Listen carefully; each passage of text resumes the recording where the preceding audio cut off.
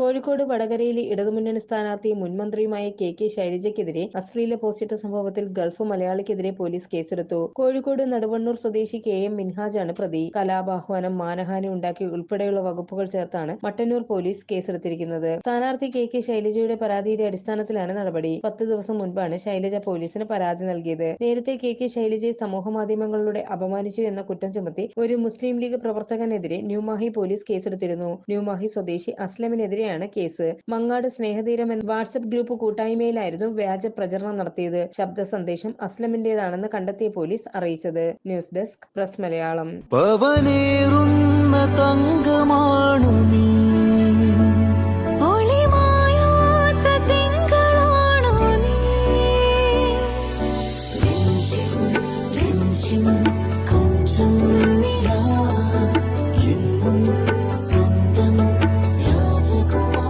Be a Rajakumari Gold and Diamonds, the trust of Travancore. Rajakumari.